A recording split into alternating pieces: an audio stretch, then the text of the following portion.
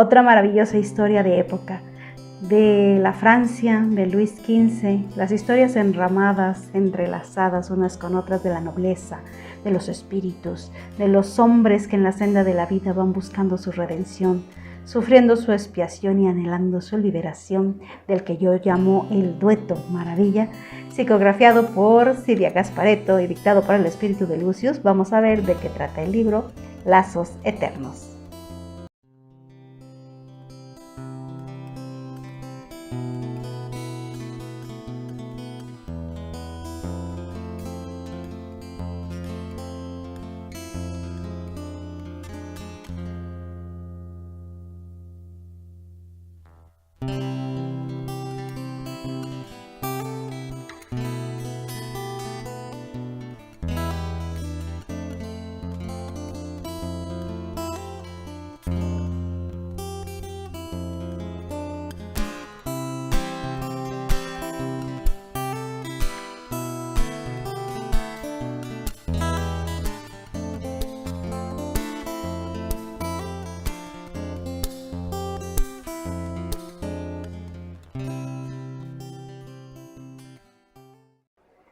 Me encantan las historias narradas por Lucius.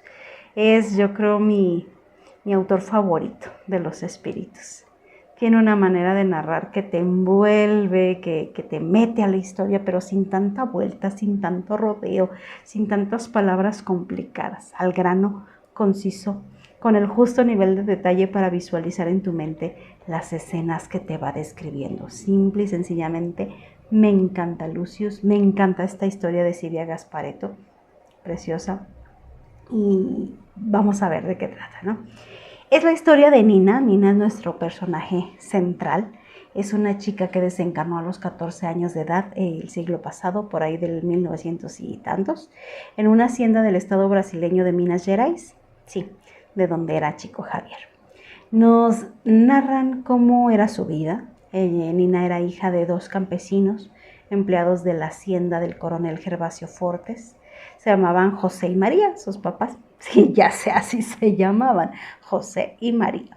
Ambos eran hombres, hombre-mujer, ambiciosos, inconformes, deseosos de hacer fortuna, de tener lujos, de tener dinero, de mudarse a la ciudad. Pero por una u otra cosa, una u otra circunstancia, a la llegada de los hijos, jamás pudieron irse a vivir a la ciudad. Se quedaron trabajando ahí en la hacienda, ¿no? Y se sentían como prisioneros en ese trabajo. No les gustaba estar ahí. Estaban bajo los abusos del dueño del hacendado, de don Gervasio, que realmente era conocido por su crueldad, que era muy duro con ellos, era muy duro con todos, vivían prácticamente como esclavos, pero no les quedaba de otra, ¿no? Ahí se casaron, tuvieron sus hijos, y cada que llegaba un nuevo hijo, José le recriminaba a su esposa y le decía, por culpa de este no nos podemos ir a la ciudad, porque no nos va a alcanzar el dinero, ¿no? Y siempre pasaba lo mismo. Entonces así se hicieron de hijos. La mayor de ellos fue Nina, precisamente. Y Nina era una niña dulce, tierna, alegre, muy diferente a sus padres. Tanto que ellos simplemente no la comprendían. No sabían de dónde la chica sacaba esta energía, esta fuerza para darles ánimos, para impulsarlos, porque siempre los apoyaba, siempre les daba su cariño, les hacía de alguna manera llevadero el infierno en el que vivían, porque era un ir y venir de pleitos, de quejas entre ellos, entre papá y mamá, siempre discutiendo. Y Nina buscaba siempre el equilibrio, ¿no? Su mamá María deseaba tener otra vida, deseaba vestidos, lujos, todo lo que el dinero pudiera comprar, ¿no? José, su papá, siempre estaba odiando al jefe, al coronel Gervasio. Trabajaba con él y trabajaba a disgusto, amargado, siguiendo sus órdenes, pero rumoreando en su contra, enojado. En pocas palabras, estaba amargado. Nina, por las circunstancias o por causa de la esencia de su propio espíritu, tuvo que madurar muy pronto. Desde los 7 años se empezó a hacer cargo de sus hermanitos con todas las responsabilidades que eso conlleva, porque su madre era un poco desobligada, también trabajaba aparte, pero era un poco desobligada. Entonces Nina tenía que hacer comida, tenía que hacer aseo, tenía que ocuparse de los cuidados personales de los niños, ¿no? Lavar ropa, decían, los cargaba acá en la espalda uno, abrazaba a otro, y así iba por leña, y así hacía de comer, y así se montó sobre de ella la responsabilidad de sacar adelante a sus hermanitos, y aún así sufrían mucho, sufrían de hambre, sufrían de pobreza, de enfermedad, de muchas circunstancias, ¿no? La niña se repartía en muchos pedazos para tratar de cumplir con todo, mientras pues a veces la madre desobligada simplemente paseaba o andaba por ahí perdiendo el tiempo, ¿no? En una ocasión Nina le tocó encontrar a su mamá coqueteando, platicando con otro hombre que le ofrecía huir a la ciudad, huir con él y llenarla de los lujos que ahí le hacían falta, ¿no? Dice, todo lo que anhelas yo te lo puedo dar. Y la mujer se lo pensaba, pero le quedaba algo de prudencia y decía, no lo hago por mi marido, no me importa él, dice, pero no quiero dejar a mis hijos. Entonces sentía así como que el compromiso de no abandonar a los hijos.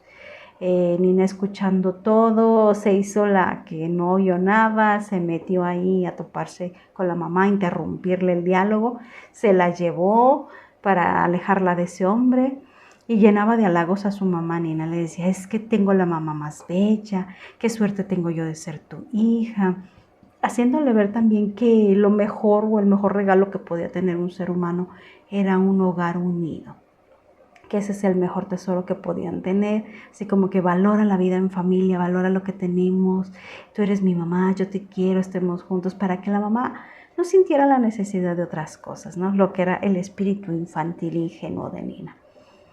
Y por algún tiempo lo lograba, ¿no? Su mamá se tranquilizaba, pero en el fondo el desasosiego que María tenía con su vida era mucho. Ella no se sentía cómoda, no se sentía a gusto, no se sentía realizada, no tenía paz. Cada vez discutía más con el marido, le exigía más y la vida en la casa se volvió un infierno, ¿no? Entre las discusiones de uno y la indiferencia del otro, porque el papá de Nina como que empezó a hacerse oídos sordos, indiferente y ya no le importaba nada.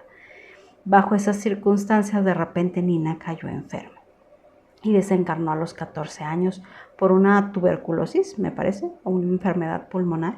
Pero nos describen, de hecho, su muerte es lo primero que nos describe Lucius cuando iniciamos la lectura, de estar ella ahí viendo el alba, viendo el amanecer desde su cama. No creo que desde una silla, creo que sí era en una silla viendo el amanecer y con un fuerte absceso de tos que le da y arroja sangre, un dolor fatal y pues ahí terminó, ¿no? Expiró su último aliento. Entonces Nina sale del cuerpo, se ve a sí misma ahí, impresionada, obviamente, como cualquiera de nosotros, ¿no? Al ver tu propio cuerpo ahí. Y de repente ve que ya no tiene dolor, que no está enferma, que se siente perfecta. Y todo se le empieza a hacer nuestra, y ese será un sueño que está pasando, ¿no? Entonces ve que llega una mujer cubierta de luz y le dice, vine por ti. Vine para llevarte a un lugar donde no hay sufrimiento, donde no hay dolor, donde no hay enfermedad. Tú ya has cumplido tu tarea, tu tiempo llegó, pues vámonos, ¿no? Pero no, o sea, Nina no quería irse. Ella suplicaba quedarse, decía, es que ¿quién va a cuidar a mis hermanitos? ¿Quién va a velar por mis padres? O sea, si antes no teníamos que comer, ahora que mi mamá no trabaje porque tenga que quedarse a cuidar a los niños, va a haber menos que comer. Dice, yo no me puedo ir, yo tengo que quedarme aquí a ayudar. Y suplica quedarse. Dice, misericordia, a Dios, pídale usted, Señor, a Dios, pídale a quien sea necesario que me deje porque yo tengo que ayudar a mi familia. Y la mujer le hace ver que de quedarse iba a seguir enferma, iba a seguir con un cuerpo muy maltrecho ya, sufriendo. Y aún así a Nina no le importaba, ella prefería, aunque con un cuerpo enfermo, decía, yo aguanto lo que sea, no importa, déjenme. Yo quiero quedarme a cuidar de los míos, a cuidar a mis hermanitos. Pero la señora le hace ver que pues eso no es posible, que no por ahora.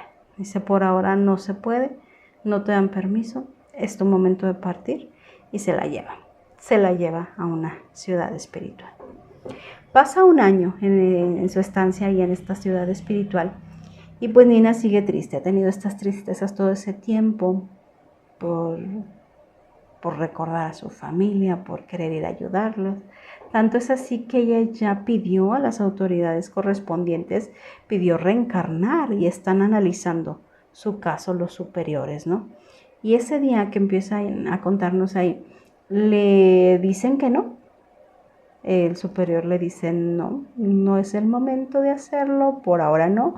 Tienes el merecimiento para hacerlo, sí, sí lo tienes, pero no es el momento adecuado, ¿no? Y hay que obedecer y hay que hacer caso. Y ella lo entiende, aunque por dentro siente que quiere seguir insistiendo, ella sabe que hay que ser disciplinado y que si te dicen que no, pues no.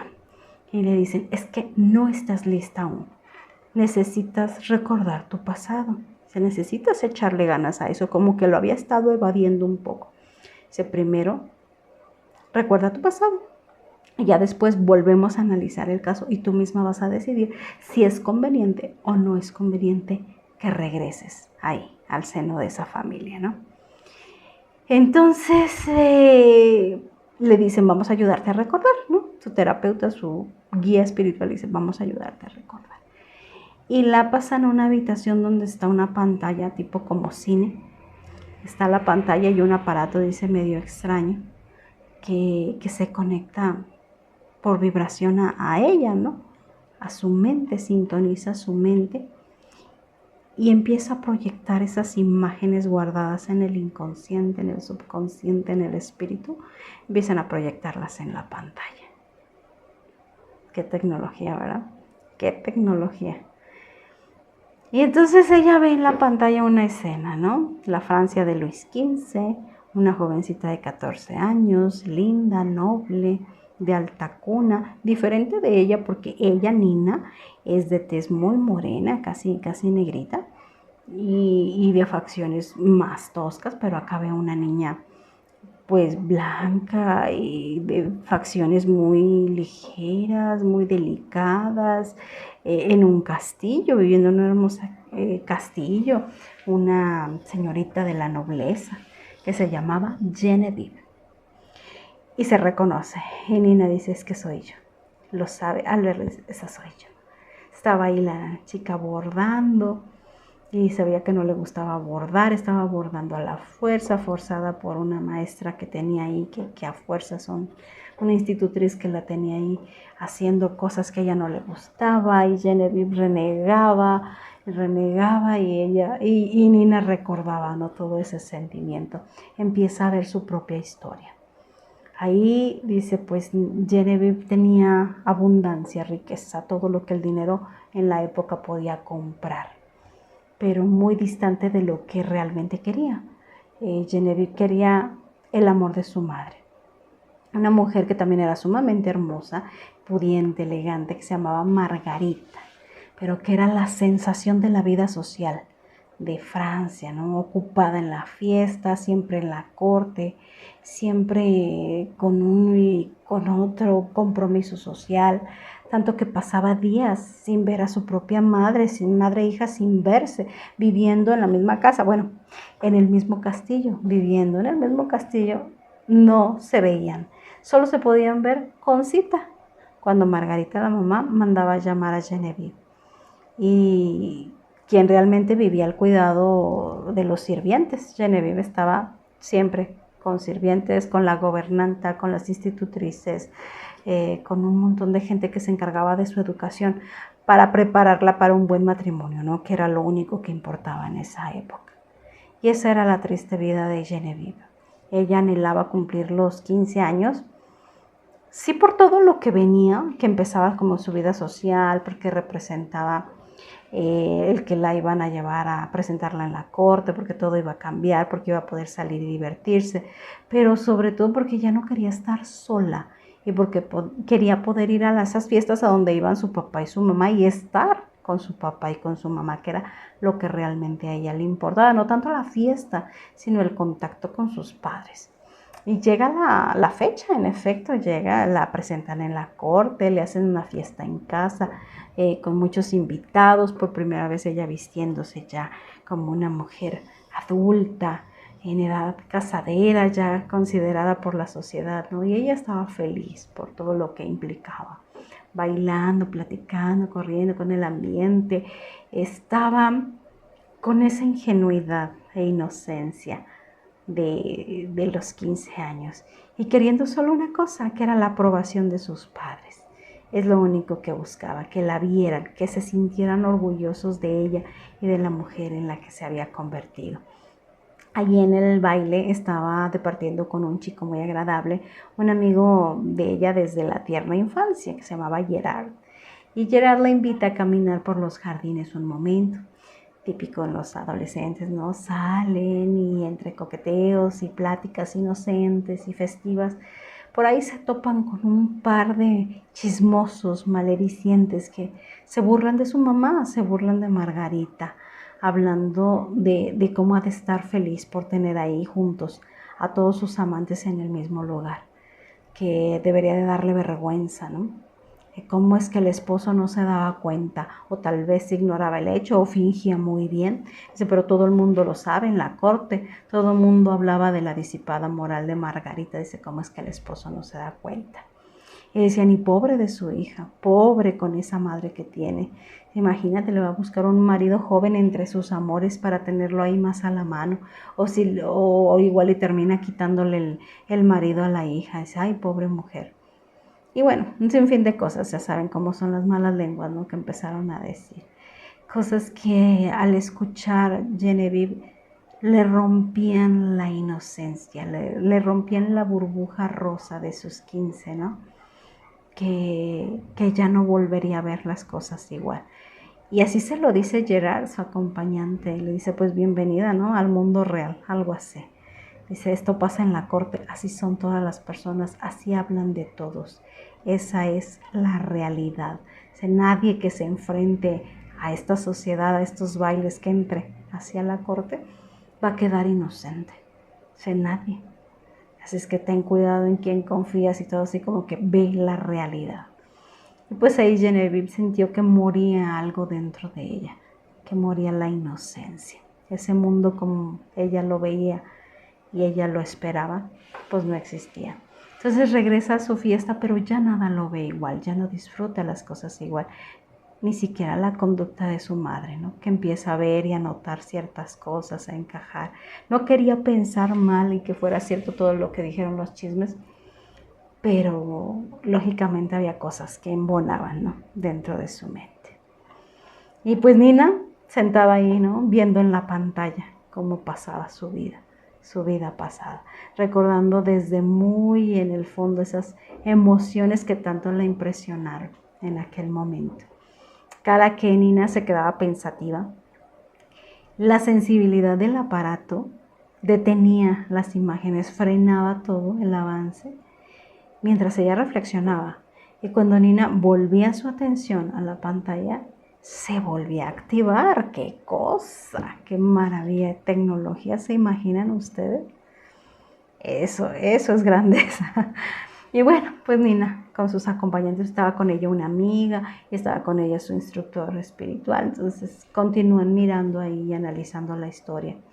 Y ven que da un salto en el tiempo, algunos sucesos pasan rápido, como fue su noviazgo con Gerard, luego su boda, como 2 años adelante llega su primer hijo y su vida feliz hasta que se empiezan a desenvolver otros acontecimientos.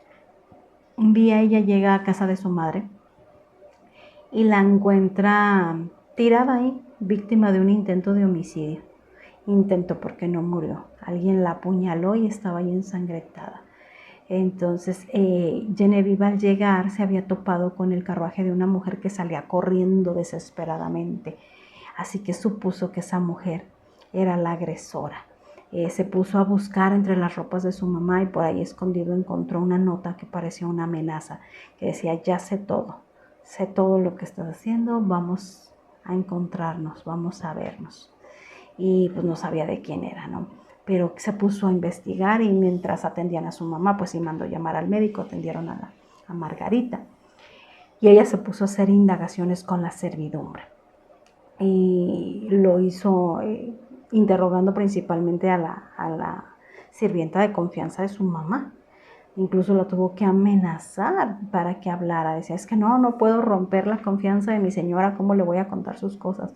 Y se entiende que el agresor puede regresar, porque como no la mató, es muy probable que quiera regresar a matarla y está en peligro, tienes que decirme quién fue.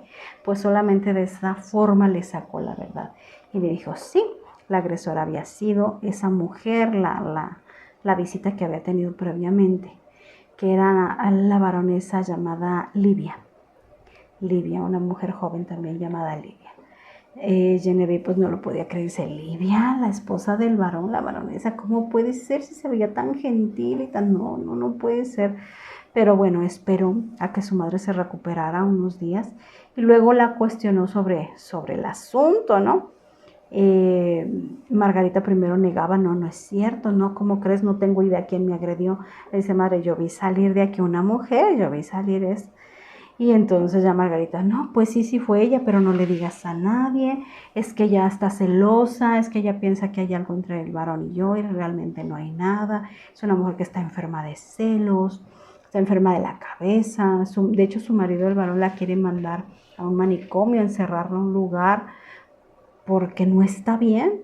Dice, yo creo que sí va a tener que hacerlo, pero por favor no le digas a nadie, que nadie se entere que fue ella, evítale la vergüenza. O sea, Margarita manejándole el discurso de que era por la vergüenza de Livia, no por ella, por los chismes, no, es por la otra. O sea, y hasta Genevieve pensaba, ay, qué linda es mi mamá preocupándose por esta señora, por la salud mental, que la lleven a un lugar para que la atiendan porque está malita y que, ay, qué buena es mi mamá, ¿no? Pero pues era una mujer realmente muy manipuladora, arreglaba las cosas a su antojo. Total que sí convence a su hija de que no diga nada, principalmente a su padre, que no le digan nada, nadie debería enterarse quién fue la agresora ni nada.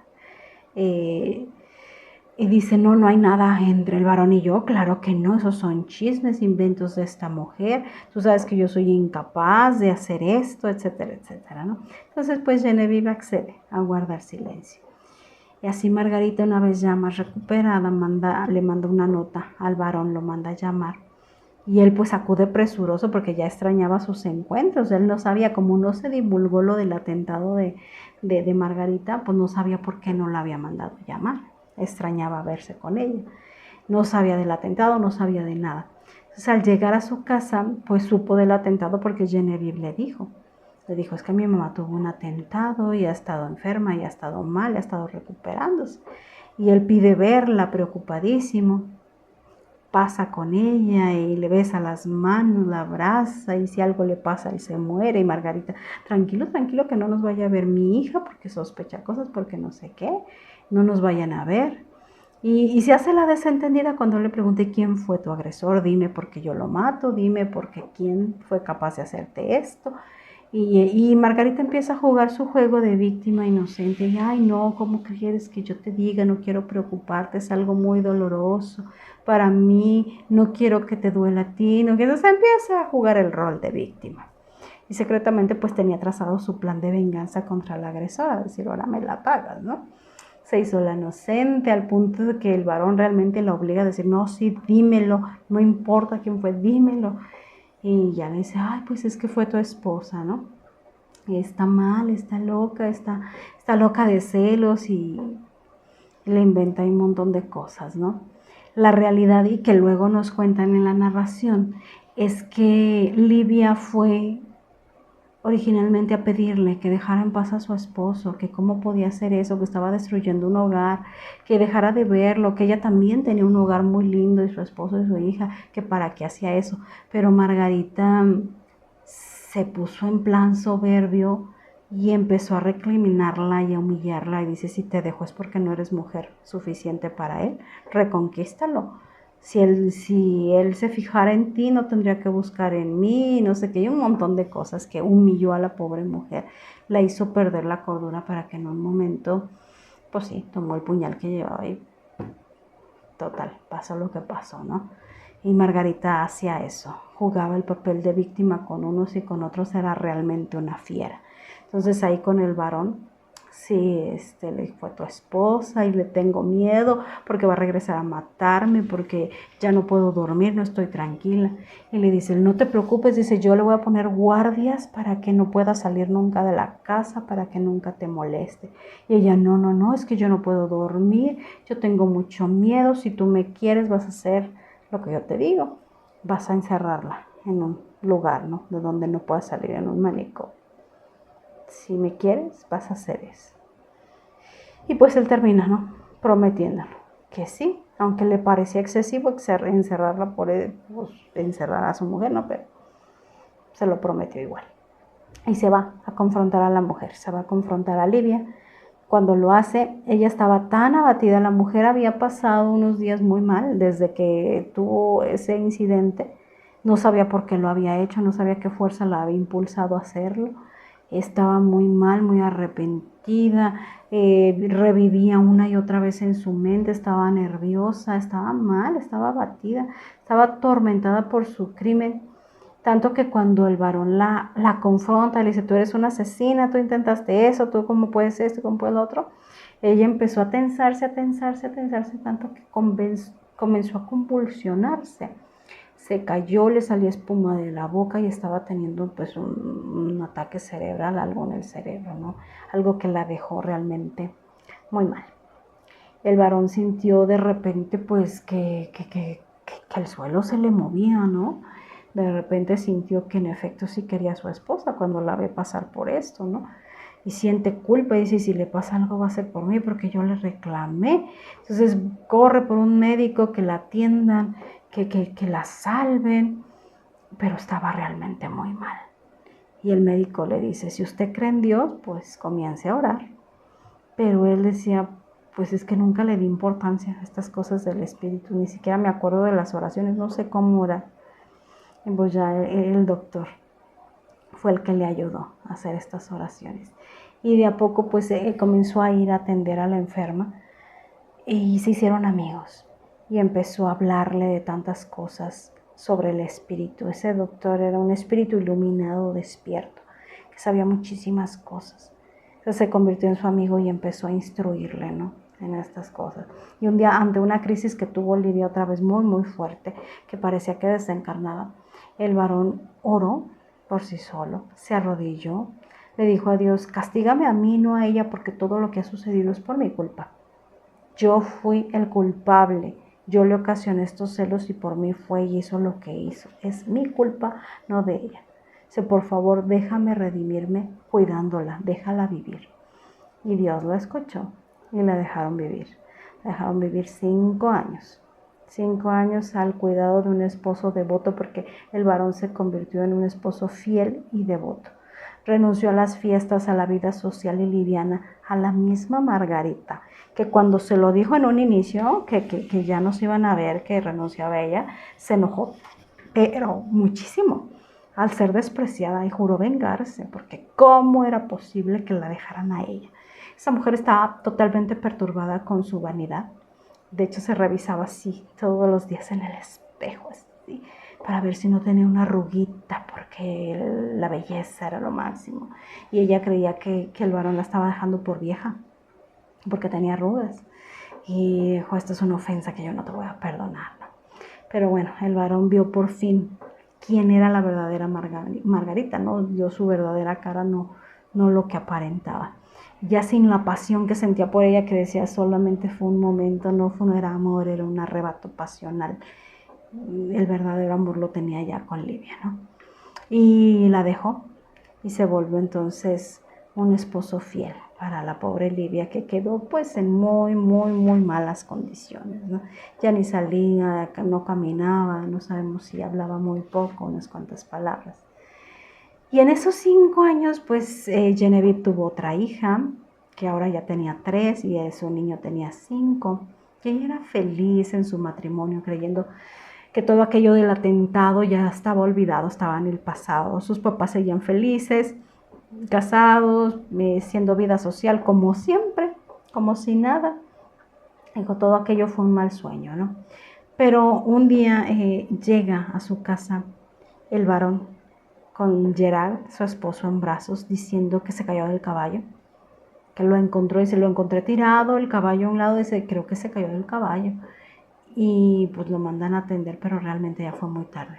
Tenía heridas internas que le quitaron la vida. Y la joven Genevieve pues queda viuda, muy joven y queda viuda.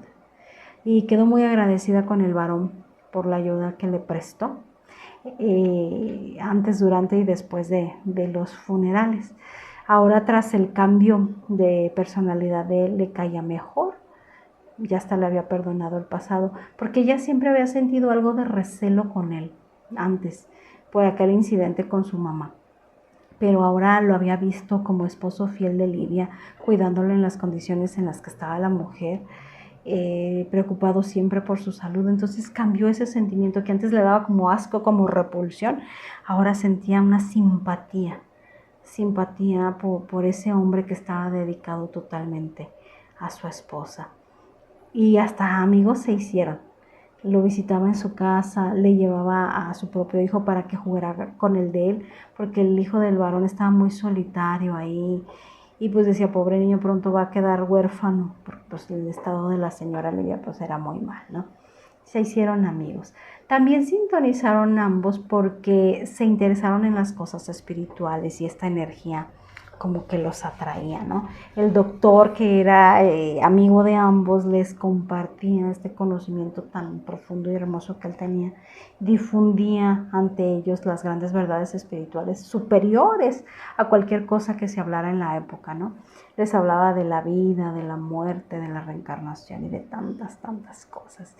Les leo un poquito de lo que conversaba este médico con Genevieve, en una conversación que tuvo con ella.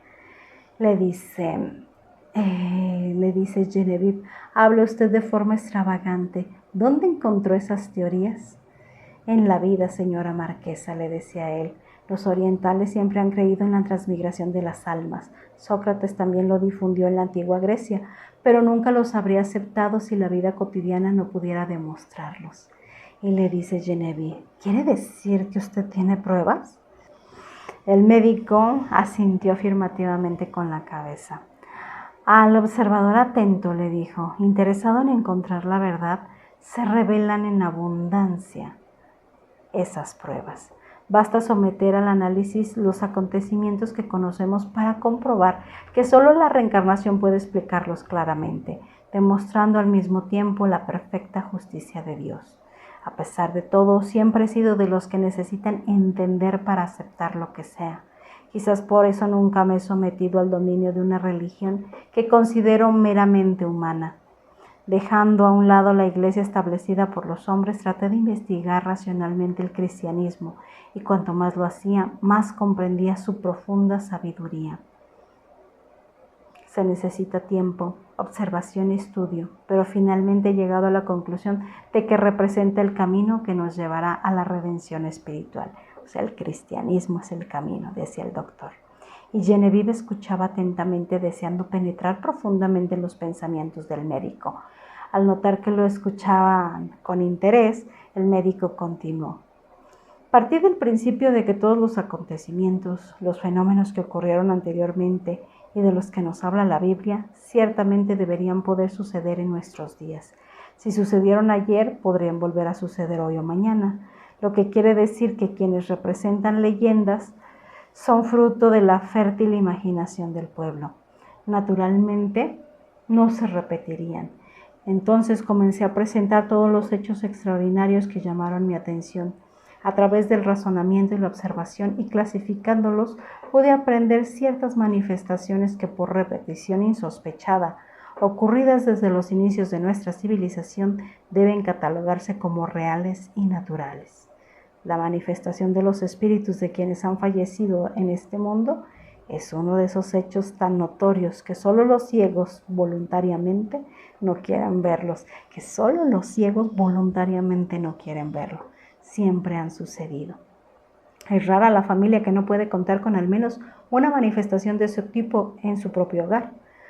Un aviso providencial, un adiós a un familiar ausente que fallece, ayuda en un momento de angustia. ¿Conoce usted de algún caso similar en su familia?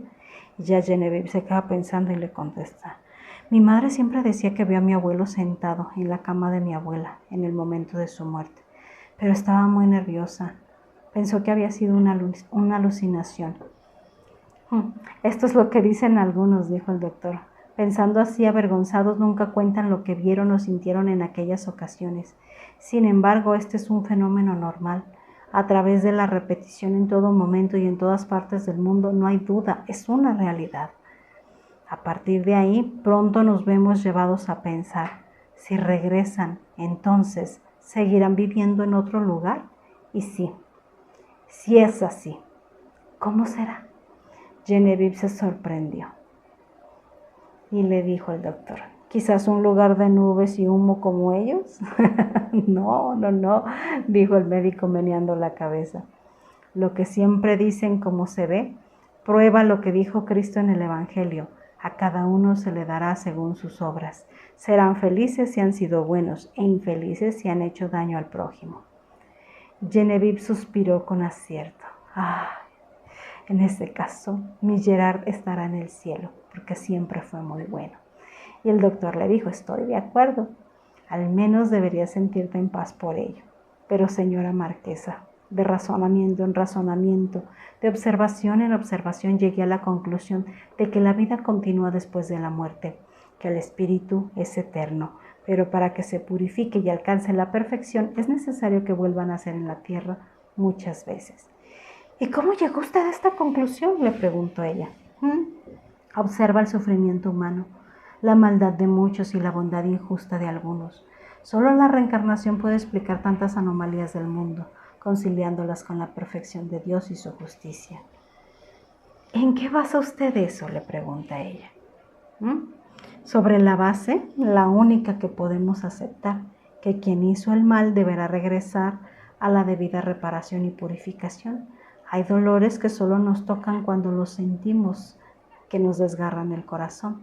Si los causamos a otros, es justo que los sintamos para que podamos aprender a moderar nuestros malos impulsos. Todo en la vida, en la naturaleza, es manifestación de amor y por eso debemos aprender a amar para estar con Dios. Esa es una justicia muy dura, dijo Genevieve.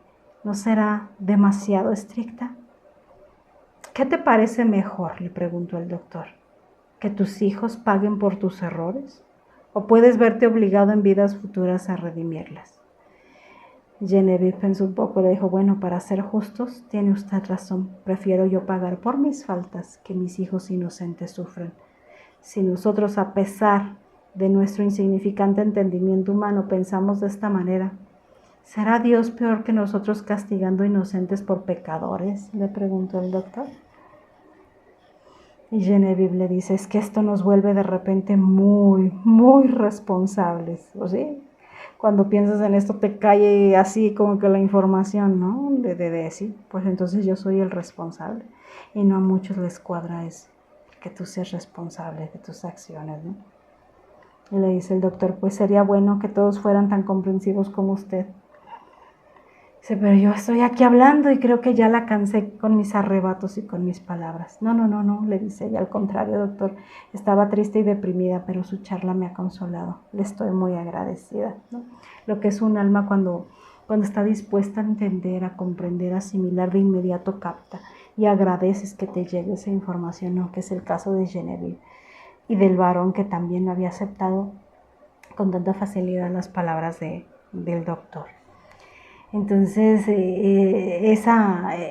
esa amistad con el doctor le abrió otros horizontes a Genevieve, que estaba muy triste por haber quedado viuda, pero a partir de entonces como que empezó a ver a la muerte de otra manera. Ya no la veía como una separación definitiva de su esposo. Incluso creía que a veces hasta lo sentía ahí con ella y dejó de llorarle y empezó a agarrar fuerza para continuar con su vida.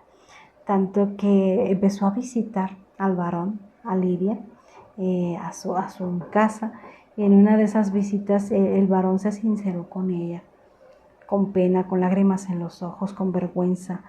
Le habló de lo ocurrido, del incidente aquel, del atentado. Le dijo que él se sentía culpable de todo, que él era el verdadero responsable, pero que quería pedirle un favor a ella. Dice, no me atrevo a pedírselo a tu madre porque no sé si ella lo hiciera, pero tú en su nombre, por favor, quiero que lo hagas. Quiero que en el hecho de muerte de Livia, porque Livia ya estaba agonizando, quiero que le otorgues el perdón. Y pues Genevieve, siendo tan caritativa como lo era, fue y le dio el perdón a esta mujer, haciendo que muriera en paz. Y Nina, pues conmovida, ¿no? Como nosotros viendo todo en la pantalla, porque yo así me lo imagino todo así, con las escenas como en una pantalla. Y Nina viendo todo esto, pues con asombro, ¿no? Porque aparte esta hermosa tecnología de la pantalla mental que ve las otras vidas, les cuento que no solamente mostraba las escenas que nosotros con nuestros ojos humanos veríamos, ¿sí? No, sino también mostraba los visitantes espirituales, los seres de luz que estaban ahí. Por ejemplo, en el momento de desencarnación de Livia, ahí en la pantalla Nina veía cómo mientras Genevieve y el varón estaban ahí hablando del perdón y todo esto, y el médico que también estaba ahí, aparte de ellos, en la cabecera de la cama se veía que estaban los seres de luz desconectando los centros energéticos de Livia. Estaban los seres de luz trabajando. O sea, es la escena completa de todo lo que a nuestra visión se nos pierde, ¿no? Entonces era una fascinación, una impresión. Y Nina quería seguir viendo, quería develar todo, quería descubrir todos los secretos, pero realmente era un proceso muy cansado. Imagínate cuántas emociones que están ahí guardadas durante tantos años y de repente salen a flote. Energéticamente debe ser muy, muy denso, muy pesado. Así que el instructor que estaba vigilando el proceso le dijo, no, mira, mejor le paramos por hoy, ya es tarde, y a lo mejor le seguimos mañana. No pasa nada, descansa, vete a recuperar y ya mañana le seguimos. Y le tocó a Nina, pues, esperar. Así como les va a tocar esperar a ustedes para saber qué pasará con esta historia que ya nos tiene tan emocionados. Bueno, al menos a mí sí me tiene muy emocionada, queriendo saber qué más va a descubrir Nina. ¿Quiénes son? Ya nos figuramos quiénes son en la reencarnación, ¿no? De Margarita y pues por ahí el papá de Genevieve, no sé. Vamos a descubrir luego quiénes son. Así que bueno, le dejamos aquí el día de hoy y los espero en la próxima edición de qué trata el libro. Gracias y hasta la próxima.